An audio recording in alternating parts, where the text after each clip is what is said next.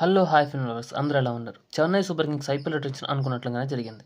Captain cool MS ధోనిని unqualified ప్లేయర్గానే తీసుకుంది. కేవలం 4 కోట్లను ధోనికి చెల్లించడం గమనార్హం. దీంతో మెగా వేలానికి ముందు సీఎస్కేకు 10 నుంచి 15 కోట్ల వరకు అదనంగా సొమ్ము మిగిలిందని భారత మాజీ క్రికెటర్ మహమ్మద్ హైఫ్ వ్యాఖ్యానించారు.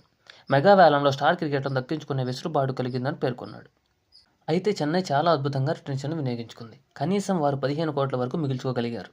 అన్క్వాలిఫైడ్ రూల్ను వెనక్కి తీసుకురావడం కలిసొచ్చింది. ధోని మరొక సీజన్ ఆడాలని మనం కూడా బలంగా కోరుకున్నాం. అతడిని మైదానంలో చూడబోతున్నాం, ఆనందంగా ఉంది. సీఎస్కే ఈ విషయంలో చాలా స్మార్ట్గా వ్యవహరించిందని భావిస్తున్నాం. తక్కువ మొత్తానికి ధోనిని తీసుకోగలిగారు.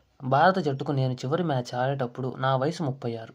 ఒక్క మ్యాచ్ ఆడినా అది ఇంటర్నేషనల్ అరంగేట్రం చేసినట్లే. అయితే నేను ఐపీఎల్లో మాత్రమే అద్భుతంగా ఆడుతున్నాను అనుకున్నాం. అప్పుడు అన్క్వాలిఫైడ్ ప్లేయర్ రూల్ నాకు వర్తించదు. ఇది కేవలం అంతర్జాతీయ మ్యాచ్లను ఆడిన వారికి మాత్రమే కావాలి అని కైఫ్ తెలిపాడు.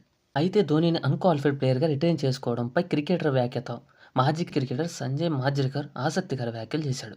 ఐపీఎల్లో ఈ రూల్ను మళ్లీ తీసుకొచ్చారు. ధోని కోసమే ఇదంతా.